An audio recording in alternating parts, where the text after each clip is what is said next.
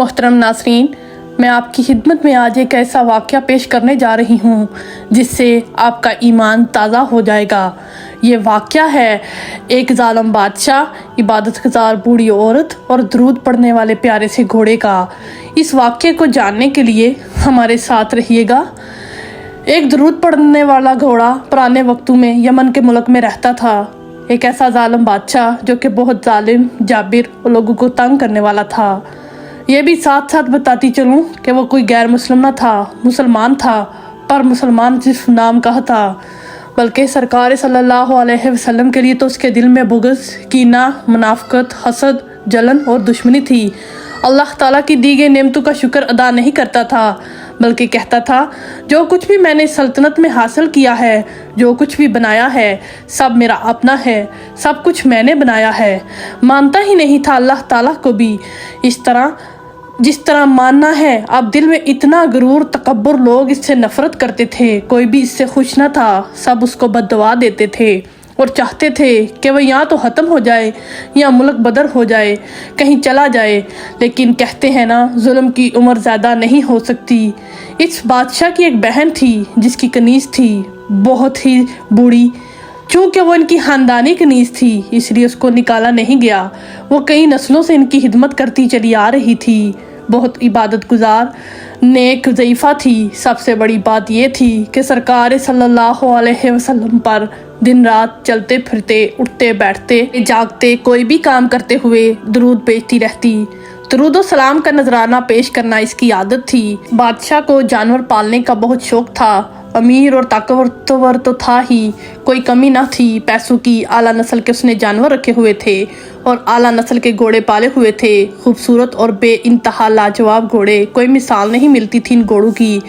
بادشاہ نے اپنی ایک غلام کو اپنی بہن کے پاس پیغام دے کر بھیجا کہ اس کو اپنے گھوڑوں کی نگرانی کے لیے ایک ایسا انسان چاہیے جو اسے بہترین قسم کا کھانا بنا کر کھلائے، کیونکہ وہ بادشاہ کے خاص گھوڑے تھے۔ بادشاہ کا ایک گھوڑا تھا بہت ہی عمدہ، بادشاہ کے دل کے قریب تھا، اس پر وہ سواری کیا کرتا تھا۔ اس گھوڑے کے لیے اس بوڑھی عورت کو حکم دیا گیا کہ وہ اب ان کی دیکھ بھال کرے گی۔ وہ جب بھی اس کو کھانا کھلاتی تو اپنی عادت کے مطابق درود و سلام سرکار کی بارگاہ میں بیچتی رہتی، پڑھتی رہتی، پڑھتے پڑھتے درود وہ کھانا کھلاتی۔ اس گھوڑے کو بہت ہی پیار سے اس کے سر پر ہاتھ پھیرتی اور پیٹھ تھپ تھپاتے ہوئے کہتی، میرے پیارے گھوڑے، اے میرے پیارے گھوڑے، کیا تم اللہ کے آخری نبی سرکار دو عالم صلی اللہ علیہ وسلم پر درود بھیجو گے؟ کیا میں تمہیں درود سکھاؤں؟ تو وہ اس کو درود پڑھنا سکھاتی۔ یہ روز کا معمول بن گیا۔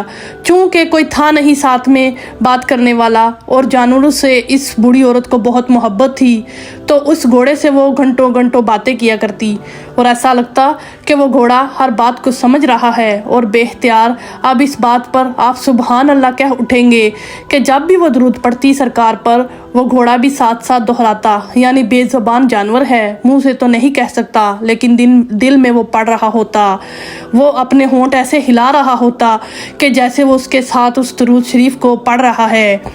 اب وہاں پر ایک اور ملازمہ تھی جو کہ مدد کیا کرتی تھی ضعیفہ کی۔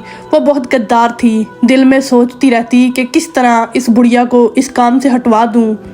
اس کو بہت بڑا عہدہ دیا گیا ہے رکھوالی کرنے کے لیے گھوڑوں کو۔ وہ اس سے کافی زیادہ حسد کرتی تھی، وہ چاہتی تھی کہ وہ اس کی جگہ لے لے۔ اب ضعیفہ کیونکہ درود پڑھتی رہتی تھی، وہ ملازمہ بھی سنتی تھی، دل ہی دل میں جلتی رہتی۔ اب اس ملازمہ نے سوچ لیا اور سازش رچی کہ میں بادشاہ سے جا کر اس کی شکایت کروں گی، لیکن ایسے کروں گی کہ کسی کو پتہ نہ چلے۔ اب اس نے دیکھا کہ اس وقت یہ بڑھیا کھانا کھلا رہی ہے اس گھوڑے کو، ساتھ ساتھ درود پڑھ رہی ہے، گھوڑا بھی خوشی خوشی گردن ہلا رہا ہے، سر ہلا رہا ہے، جیسے جھوم رہا ہو سرکار کی تعریف سنتے ہوئے۔ لیکن وہ جلنے والی حاسد منافق اسی وقت پہنچی بادشاہ کے دربار میں۔ بادشاہ نے دربار لگایا ہوا تھا۔ بادشاہ نے کہا، کہو کیا کہتی ہو؟ تو اس نوکرانی نے کہا کہ جو آپ کا خاص گھوڑا ہے، جو آپ کو بہت پیارا ہے، اس کی طبیعت آج کل ٹھیک نہیں لگتی۔ بادشاہ نے کہا، اچھا، مجھے تو اس بات کا نہیں پتا۔ اس نے کہا، کیسے پتا چلے؟ اس بوڑھی عورت نے آپ کو پوری بات نہیں بتائی، کیونکہ وہ آپ کی پرانی ملازمہ ہے، وہ ٹھیک طرح سے خیال نہیں رکھ پا رہی، کیونکہ وہ بوڑھی ہے، اس لیے وہ آپ کو پتا ہونا چاہیے کہ وہ کیسے اتنے بڑے گھوڑے کا خیال رکھ سکتی ہے۔ تو بادشاہ نے کہا، تمہیں کیسے پتا؟ बादशाह ने उस कनीज को कहा कि तुम मुझे उस जगह पर ले जाओ। जैसे ही वो बादशाह को लेकर उस जगह पहुंची तो बुढ़िया उसको खाना खिला रही थी और दुरूद पाक पढ़ रही थी।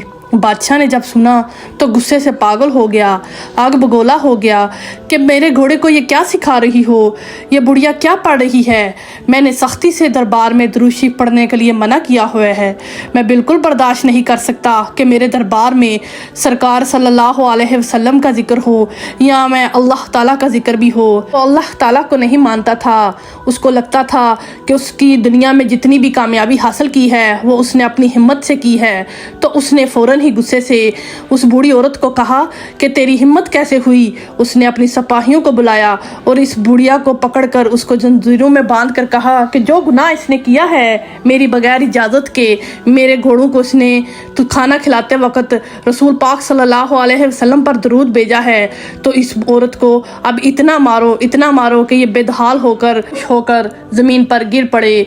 जैसे ही उस बुढ़िया पर इन सिपाहियों ने जुल्म करना शुरू किया वो सच में बेहोश हो गई। घोड़ा सब कुछ देख रहा था, घोड़े को मंजर देख रहा था कि बुढ़िया को कितना ज़्यादा ये लोग जुल्म कर रहे हैं। घोड़े के अंदर एक ख़ास बात थी कि वो सरकार सल्लल्लाहु अलैहि वसल्लम से बहुत मोहब्बत करता था।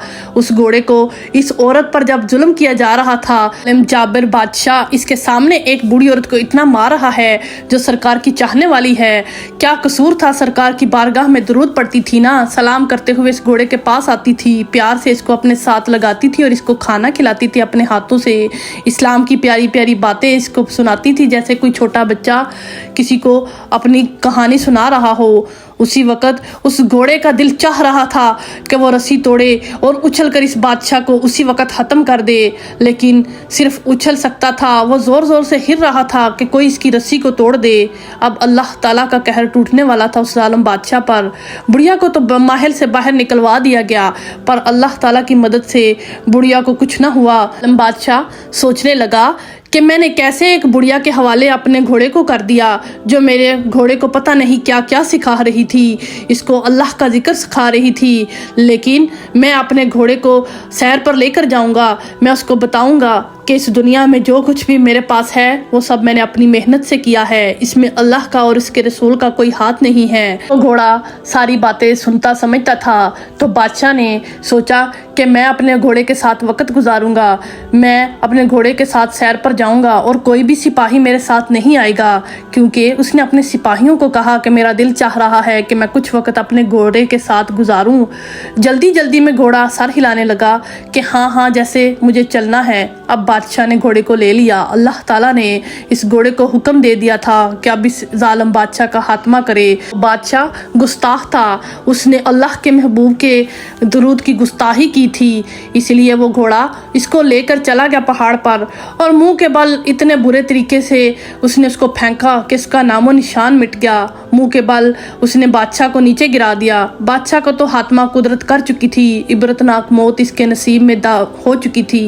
वो भागता हुआ उस बूढ़ी औरत के पास घोड़ा आया, वो उस बूढ़ी औरत की मदद कर सके कि कहीं वो मर ना जाए, इसलिए उस घोड़े को कुदरत की तरफ से एक इशारा मिला था। वो फ़ौरन महल पहुंचा, बादशाह के नहीं बल्कि उसकी बहन के, क्योंकि उसकी बहन बहुत ही अच्छी खातून थी। उसको नहीं पता था कि उसकी पुरानी मुलाजमा के साथ क्या किया गया है।